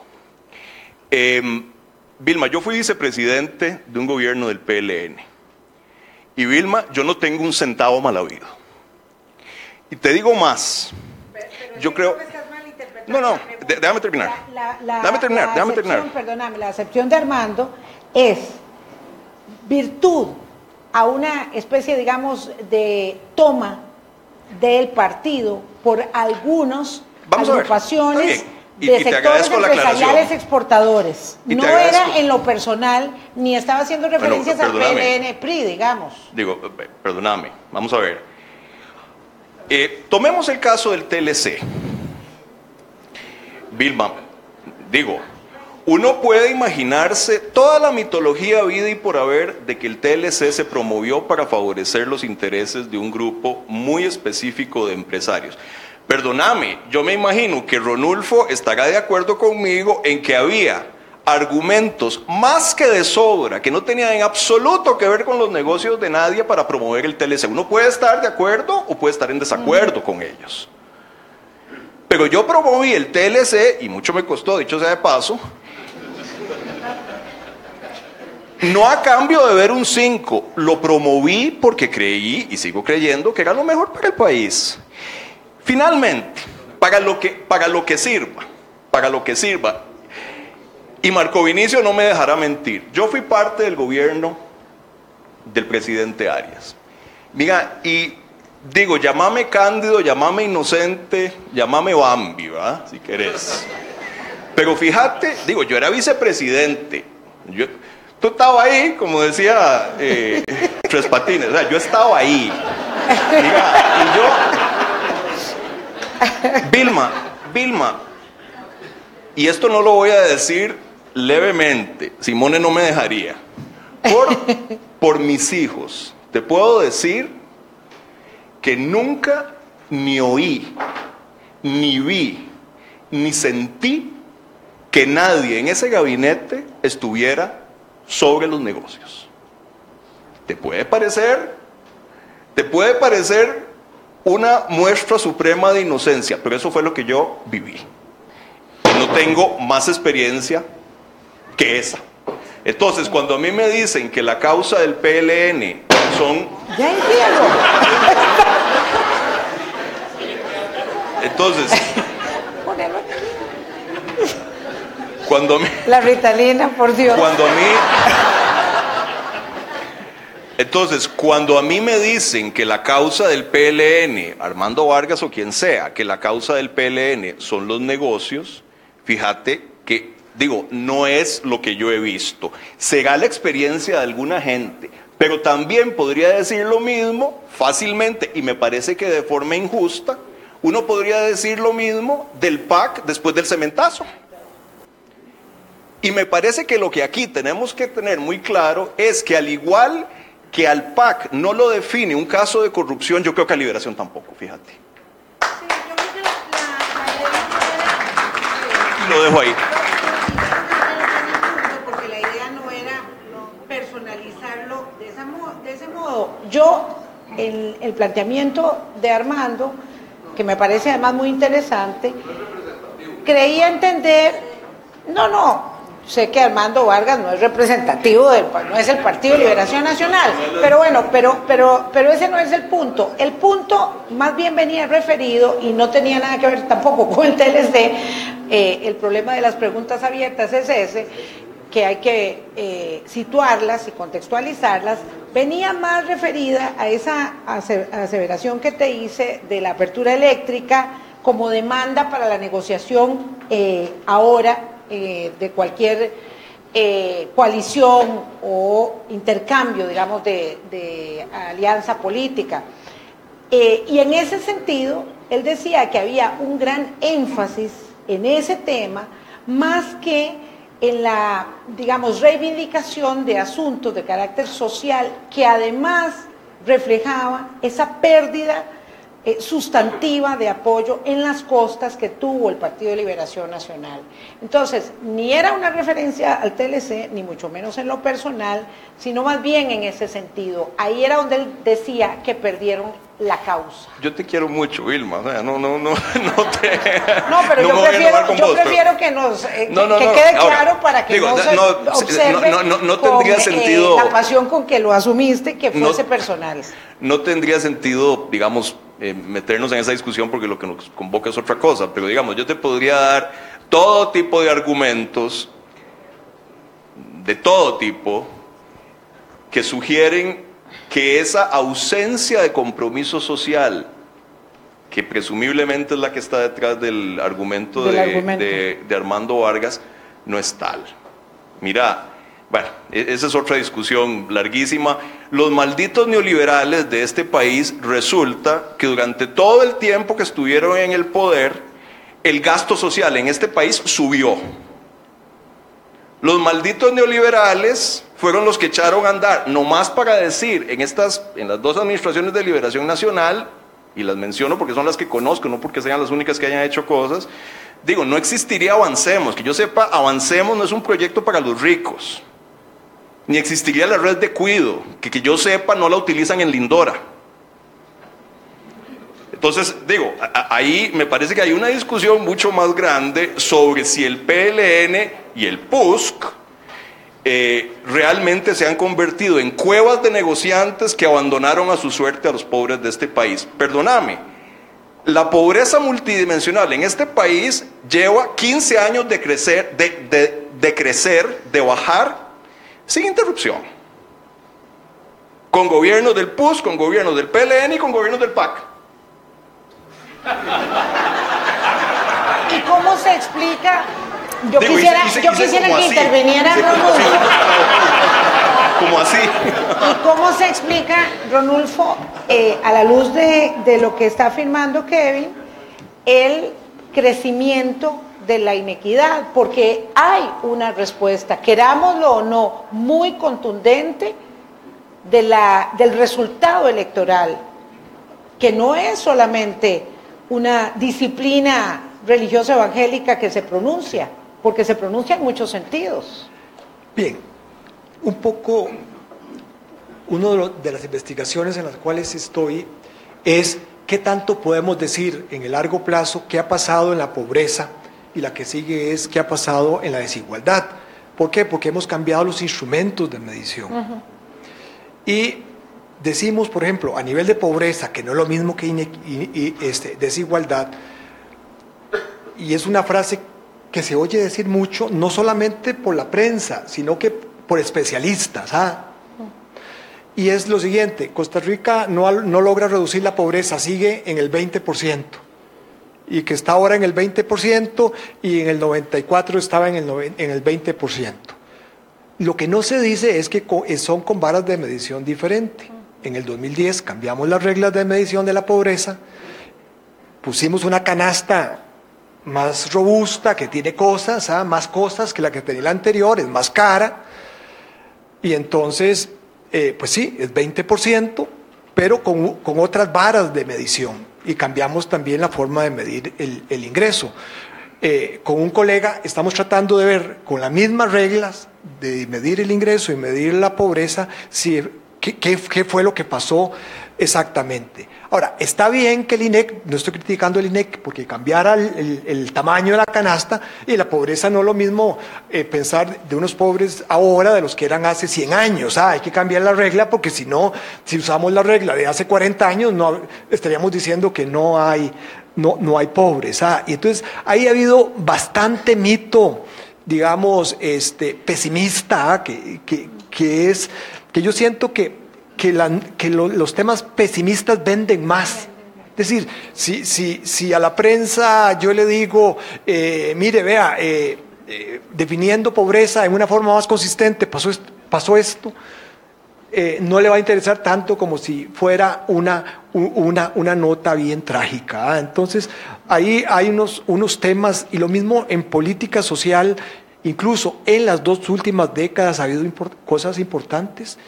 En educación perdimos cobertura en la administración, desde la administración de Carazo hasta mediados de los 90, la cobertura en la secundaria, pero a partir de mediados de los 90 el país ha invertido más en educación, tenemos más cobertura. Ya estamos llevando la cobertura de la educación, de la secundaria, prácticamente al 95%, 90-95%. Eso es importante. Hay temas de calidad, obviamente. Hay desigualdades en la calidad de la educación según zonas, según educación pública, según educación privada. De forma tal de que yo creo que a veces nos falta establecer el balance entre los logros del país, lo positivo que hemos hecho y los problemas que tenemos. Es que somos bipolares, ¿verdad? Y somos bipolares porque si estuviéramos en el exterior estaríamos rajando de lo bueno que es Costa Rica. Sí. Y cuando nos mira, y lo hacemos, claro, y cuando nos miran la gente de afuera, nos miran bien. Costa Rica es un caso de análisis de cómo ha hecho bien las cosas. Pero cuando estamos en la discusión interna, y más cuando hay interés político, entonces empezamos a cargarle la parte negativa, ¿verdad? Entonces nos volvemos bipolares, todo es una tragedia. Por eso yo arranqué con la idea de que este es un país exitoso, es un país que le ha ido bien, que tiene problemas, porque tampoco es ponernos los lentes rosados y decir que todo está bien, ¿verdad? Y en temas de equidad hay cosas que es importante avanzar. Pero entro, ya que me dieron el micrófono, ¿verdad?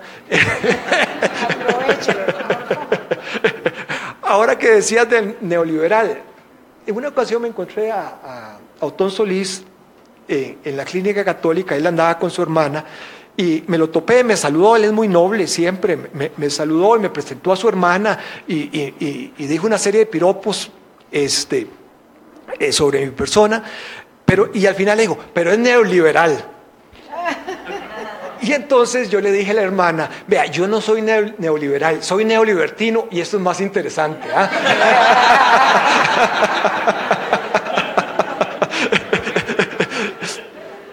Se quedó así un poco, ¿verdad? Porque, digamos, el fuerte de Otón no es el humor.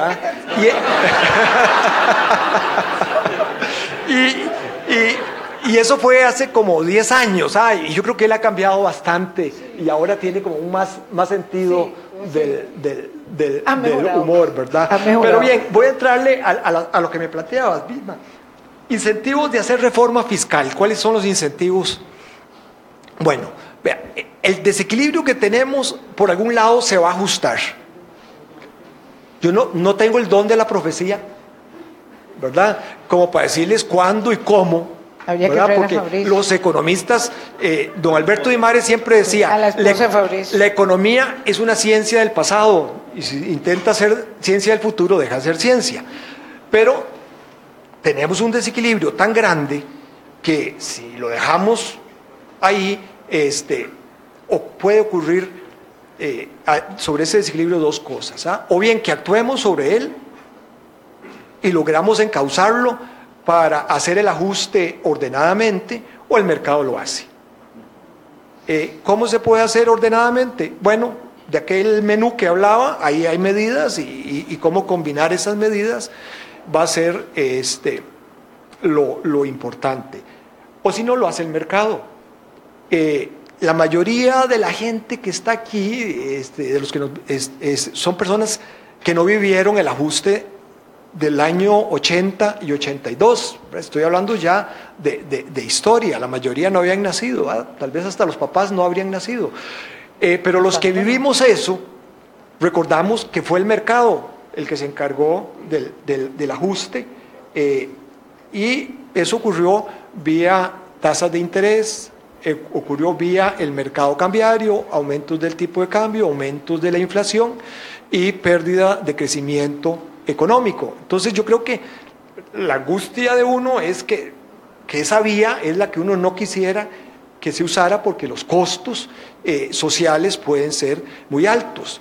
Y la crisis del 80 y el 82 fue tan alto, por ejemplo, en educación, que pasamos década y media con un sistema educativo deprimido porque dejamos de invertir en el sistema educativo con tal de tener el equilibrio fiscal. Sin embargo, yo veo que mientras exista campaña electoral, ningún partido va a tener mucho incentivo de hacerlo, excepto que fuera muy patriótico. Imagínense que yo fuera aquí candidato y les digo, vea, vamos a aumentar el impuesto de ventas, pues no al 15, al 16 o al 17.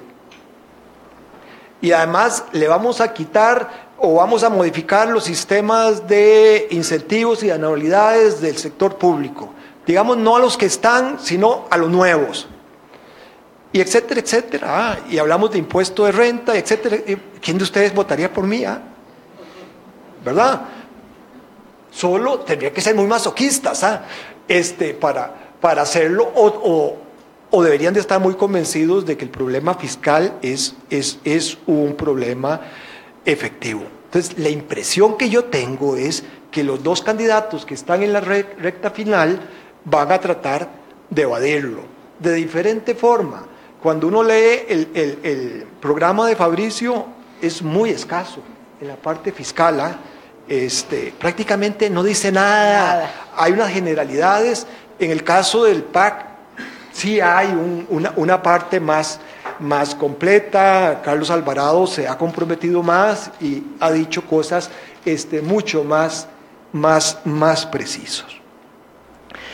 Y la otra pregunta es sobre las prioridades de la reforma fiscal. A mí me parece que es clave que los candidatos establezcan algo de su equipo para medir la calidad de ese equipo. Ese equipo posiblemente va a tener que tener negociaciones internacionales, ¿verdad? Posiblemente este ajuste es tan fuerte que sería menos doloroso si logramos algún apoyo de los organismos internacionales para que el costo social no sea tan fuerte. Eso requiere esa negociación. Tiene que ser personas que no lleguen a aprender. El ministro de Hacienda no puede llegar a aprender, el presidente del Banco Central no puede llegar a aprender. Entonces yo creo que ahí se necesita el mandar el mensaje. Y luego una estrategia, a pesar de que van a evadirlo, pero por lo menos sí deben de plantear una estrategia como para que los mercados locales y los mercados internacionales tengan una mejor visión de lo que puede tener. Ahora, si ustedes me preguntan qué es lo que da frutos más rápido, este es el IVA, ¿verdad? Tiene problemas que uno puede criticarlo porque no es progresivo, puede afectar a determinados grupos de la sociedad, a los más pobres los puede afectar si no se toman medidas para hacer la compensación o hacer la exoneración de los bienes y servicios que son más consumidos por los grupos pobres, pero ese es el que abre el chorro más rápidamente. Y la tercera pregunta es el papel del sector empresarial. En realidad hablamos del sector empresarial, pero es muy diverso. Cuando vos hablabas del fraccionamiento del sistema político, yo también veía el fraccionamiento que hay en el resto de los grupos. El sector empresarial es una cosa muy diversa y además se ha fraccionado más, de forma tal de que antes la unión de cámaras representaba mucho el sector, pero creo que cada vez es más difícil para la unión de cámaras representarlo, porque hay una gran diversidad de intereses y algunos son intereses que chocan entre sí. Y lo mismo pasa con los sindicatos, con las cooperativas, etcétera, etcétera. Es decir, el país se ha diversificado y parte de la diversificación es una mayor complejidad de todos los grupos. Yo siento que el sector empresarial se ha alejado de los partidos y siento que parte de la crisis es que estos grupos sindicales o empresariales se han alejado de los partidos. Y aquí me voy a animar a decir esto y van a pensar que soy del Frente Amplio. No existe, no hay problema. Bueno, tiene un diputado. Y es que también tenemos, muchos de los sectores productivos nuestros están en manos de empresas transnacionales. Y para mí eso no es problema, pero sí puede representar un problema en relación con el sistema político y la participación de los partidos. En los años 60, 70, el sector empresarial tenía peso en el Partido de Liberación Nacional, los sectores agrícolas, cafetaleros, cañeros, etcétera, etcétera, ganaderos, tenían representación en sus partidos, tal vez más en lo que ahora es la Unidad Social Cristiana, etcétera, etcétera, y tenían un interés de país, o sea, no estaban solo defendiendo, sino que cuando venía el problema país, sabían que también tenían que participar. ahora lo que tenemos son más gerentes de empresas transnacionales que su participación, incluso en las cámaras, es bastante tangencial, de lejos, y entonces yo creo que eso también hace que exista una cierta crisis y que además en las cámaras no necesariamente, en las dirigencias de las cámaras no necesariamente están los más papudos, para decirlo de alguna forma, y entonces ahí también no necesariamente son representativas. Entonces yo creo que esta elección debería ser un llamado de atención al sector empresarial que va a tener que involucrarse más en política. Gracias, Ronulfo. Nos quedan solamente 7 minutos para cerrar el foro. Quisiera que Diego hablara de la responsabilidad de los medios y tal vez puntualmente de la televisión. Hay un par de preguntas que podrían servir para el cierre y tal vez una intervención pero pequeña de cada uno. Hay alguien que plantea aquí si pudieran dar algún consejo sobre los elementos que hay que considerar para tomar decisión de voto en la segunda ronda. Y eso me parece que puede ayudarnos al cierre. Y luego, bueno, por supuesto, si deberíamos avanzar a un sistema parlamentario, para lo cual parece que cada vez nos va cogiendo más tarde. Don Diego. ¿Qué tal, doña Vilma? Y lo voy a hacer corto para que podamos aprovechar, porque esas dos preguntas están buenísimas.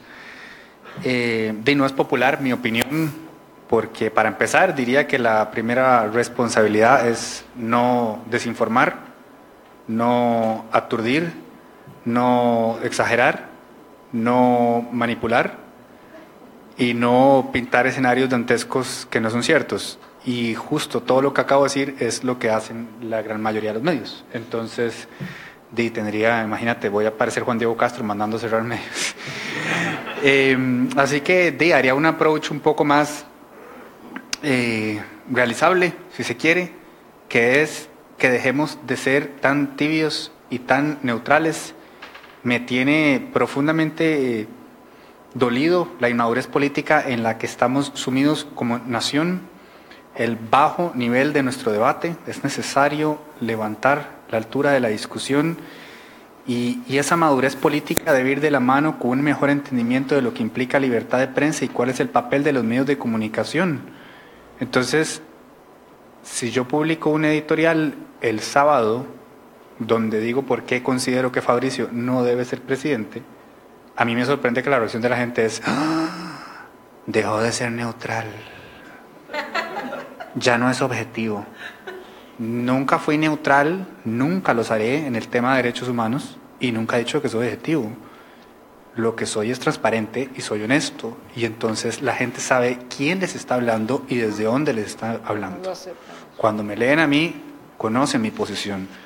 No voy a dejar de decir que Fabricio no está preparado, y no es un tema ni siquiera, como lo decía en el editorial de hoy, no es un tema ni siquiera de opinión. Basta con ver lo que hizo en los últimos 4 años en el Congreso y compararlo, por ejemplo, con don Mario Redondo, que es otra persona que también es cristiana y que podríamos hacer las mismas críticas que se le hacen a Fabricio supuestamente por sus valores y su ideología.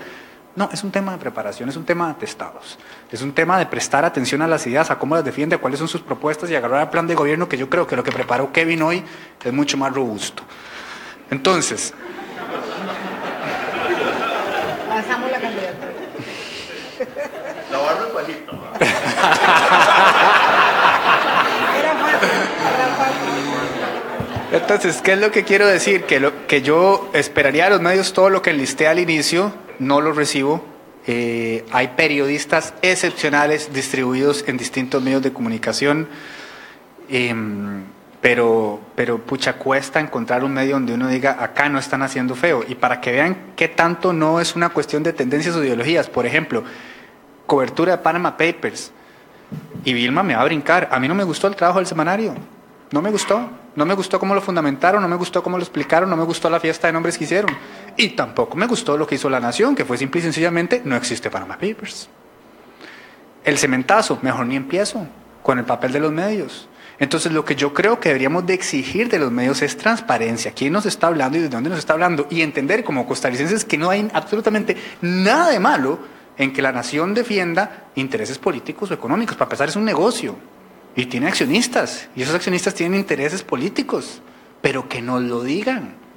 No me deja mentir el señor Kevin Casas, que fue un caso histórico cuando en el TLC, faltando 3 días, finalmente la nación dijo, esta es nuestra posición, ya la conocíamos, pero ¿por qué nos costaba tanto decirlo? Entonces, yo esperaría que no juguemos a la imparcialidad cuando lo que está en juego es tanto. Hay que hacer un trabajo serio, y si van a haber debates, esperemos que sean debates serios. Hay una responsabilidad intrínseca en la profesión, el oficio es de servir. Servimos como comunicadores, informamos y en alguna medida educamos. Entonces no podemos ser irresponsables con eso, no podemos tirar los titulares que ya esta semana se están viendo. No continúo para aprovechar estos 3 minutos con las otras 2 preguntas. Gracias, Diego. Y además, añado a eso, digo, en Estados Unidos es así. Así es. Exacto. O sea, el New York Times, el Economist, le da la adhesión siempre a algún candidato en Estados Unidos y nadie se escandaliza. Vamos a ver las 2 preguntas que planteó Vilma. Algunas consideraciones para tomar. No, te doy una. Te doy una muy digo que por lo menos a mí me funciona.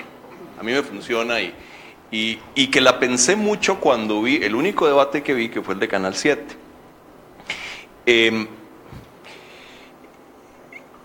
En estas situaciones de definir el voto, hay un ejercicio que yo creo que es muy útil. Imagínense cada uno de ustedes, y esto en el caso que nos toca no es una cosa así, ¿verdad?, demasiado descabellada. Imagínense la peor de las crisis posibles, así el peor de los mundos, así lo más cataclísmico que se puedan imaginar, y después imagínense a cada uno de los candidatos en esa situación. Ese es un buen ejercicio para definir por quién votar. Planeen para lo peor, no para lo mejor. Y la segunda pregunta, que es sobre el cambio a un régimen parlamentario, bueno, eso da para una discusión larga por sí mismo. Vamos a ver, si vos me preguntás en abstracto, yo te diría que hay una serie grande de ventajas que tienen los regímenes parlamentarios y que creo que está muy demostrado, sobre todo en la experiencia reciente de América Latina, que la combinación de sistemas presidenciales con sistemas multipartidarios es problemática. Y eso es una cosa que está investigada por la ciencia política por décadas. Así que, y una de las cosas que lo hace problemático, dicho sea de paso, es una cosa que ilustra muy bien el ejemplo de Brasil y con la cual nosotros tenemos que tener mucho cuidado. En Brasil hay 28 partidos representados en el Congreso, ¿verdad?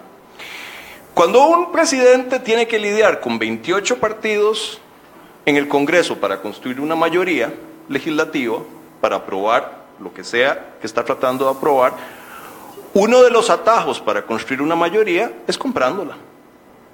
Y eso es exactamente lo que está pasando, lo que ha pasado en Brasil en los últimos 10 años, por lo menos. Entonces, ojo, la fragmentación política induce al clientelismo y a la corrupción como única manera de hacer funcionar una combinación que es sumamente problemática. Entonces, yo te diría, sí, yo creo que debemos ir pensando en ese tránsito, que no es un tránsito sencillo a un régimen parlamentario, que es una cosa muy complicada, que posiblemente requiere de una asamblea constituyente. Por lo pronto, yo me daría por servido si ante la evidencia de los 13 candidatos presidenciales parados en un estrado y los no sé cuántos partidos representados en la asamblea, por lo menos nos planteáramos una cosa que debería ser obvia, que es la necesidad de hacer coaliciones, pero como Dios manda. Hacer coaliciones como las hacen en Chile. Hacer coaliciones antes de la elección sobre la base de un programa y sobre la base de la repartición de cuotas de poder político que después sean bendecidas en las urnas. No un acuerdo para controlar el directorio legislativo cada año, ¿verdad?, cuando tenemos que salir a correr a comprar votos. No, hagamos coaliciones como Dios manda, porque eso es lo único que nos puede permitir hacer manejable este berenjenal que tenemos, por lo pronto. Bien, eso de dar consejos me cuesta mucho porque tampoco tengo claro qué voy a hacer. Pues, pero yo creo que por lo menos 2 consideraciones quisiera hacer.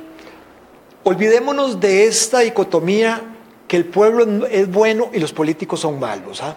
No, mentira. Los políticos que tenemos nos representan. ¿Ah? Así es. Como ciudadanos tiramos basura, nos brincamos los altos, pasamos los semáforos en rojo, y les puedo hacer la lista larga de las cosas que hacemos como ciudadanos, y luego decimos, queremos un político que sea perfecto. Mentira. Nos creemos buenos y que los políticos son los malos. No, son una representación. Los diputados que están en la Asamblea ahora son una muestra representativa, como dirían los estadísticos. ¿Ah? Así que olvidémonos de eso. ¿Ah? Y la segunda consideración es que habrá que tragarse sapos sin hacer mala cara. ¿Verdad? Porque en mi caso yo soy agnóstico. ¿Cómo puedo votar por un partido religioso? ¿Ah? Tendría que tragarme un sapo muy grande. ¿Ah? Carlos Alvarado me parece un tipo equilibrado, le veo muchos méritos, pero para mí el PAC es muy intervencionista. Y en general quieren que muchas cosas de la actividad económica, ¿verdad? Si pasa una mariposa, dicen, eso debería estar en manos del Estado y el Estado debe regularlo, etcétera, etcétera. ¿Ah? Y eso no me gusta. ¿Ah? Entonces tendría que tragarme un sapo también de votar por ahí. Entonces, bueno, ese es, digamos, el cinismo, ¿verdad? Con la cual hay que votar, que yo lo veo más como un realismo. Gracias. Gracias. ¿Algo más que agregar? Es que, ¿qué consejo creen que les voy a dar? O sea, digamos, por un lado me parece risible y de alguna manera me indispone que se me asocie al PAC, como se hace, Kevin lo hace con mucho humor y mucha gente me lo hace en Facebook todo el tiempo. Me es indiferente. ¿Le gusta el bullying político? Hay bullying peor, lo he sobrellevado. Entonces quedo en esta posición tan complicada. Es que si fuera Unidad y Fabricio, les pediría el voto por la Unidad. Y si fuera Liberación y Fabricio, les pediría el voto por Liberación. Sí, claro. Por N cantidad de consideraciones. O sea, ni siquiera, no solamente por el hecho ya per se absolutamente ofensivo y agraviante del discurso de odio con el que el hombre ha llegado hasta donde llegó. Entonces, los consejos de ellos están mucho mejor sustentados y van desde un punto de vista más imparcial. Yo no les voy a decir, valoren lo que cada uno... No, estamos frente a una persona que no tiene los atestados, que no estaba esperando que pasara lo que pasó. Sí. Y creo que tenemos que mencionar muchos elementos, no solamente lo que se vio hoy en San Carlos, por ejemplo, cuando nos cerraron una escuela a partir de un discurso absolutamente vacío y falso, sino lo que queremos como nación. Ustedes están viendo cómo están hablando en el resto del mundo de nosotros en este momento. ¿Cómo pasamos de ser el país bonito y de la energía renovable, que hay todo un cuento detrás de eso? Ok, sí, pero pucha, desde afuera nos ven muy bien y ahora nos están viendo como si fuéramos una nación del cuarto mundo. Entonces, ¿qué consejo esperan que yo les dé? Hago a riesgo de que me digan PAC Lover. Vote PAC. Por favor, o sea, lo racional es votar por Carlos y esperar en efecto que haya, yo estoy con vos, un acuerdo y un consenso, y creo que es lo que la responsabilidad política y patriótica demanda, hasta de Liberación, en alguna medida, algunas fichas de Liberación, ojalá, Kevin, y otras de la Unidad, y gente muy capacitada de todos los partidos. Este no es un tema ideológico, este no es un tema partidario, este es un tema país, y creo que la discusión amerita que pensemos con cabeza fría, que nos involucremos y que tengamos al Congreso así, al siguiente Congreso. Porque yo no sé si ustedes lo notaron, pero en los últimos 6 meses, donde la ciudadanía empezó a presionar, pasaron cosas. La discusión del informe de la comisión del cementazo, no sé si tienen esto claro, pero antes de ese hubieron 80 informes que no se discutieron. Este se discutió porque así lo exigimos. Ellos no pensaban ni siquiera ir a trabajar en enero y fueron a trabajar porque así lo exigimos. Entonces, si a ustedes les importa a su país, si se quieren involucrar y qué bonita la coalición, me encanta, me emociona, me apasiona, qué dicha que esto está pasando, que nos acudieron así para que nos involucremos y para que entendamos lo que dijiste al inicio de la charla, que la política es determinante y que puede ser hasta entretenida, o no fue entretenido el día de hoy.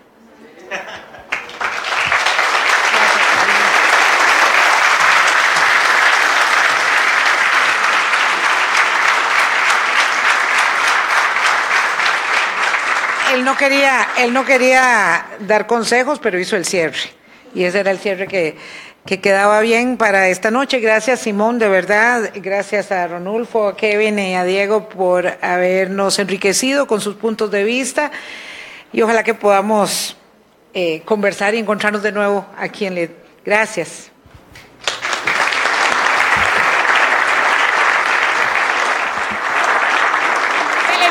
De esta noche siguió el formato de Davos en Suiza, pero yo creo que lo tropicalizamos hoy. Muchas gracias a nuestros invitados, a los profesores, a mis colegas y a todos ustedes por preguntar excelentes preguntas. Nos vemos en nuestros próximos eventos. Vamos a estar en contacto con nuestro debate inteligente y la próxima edición del Speaker Series. Muchas gracias.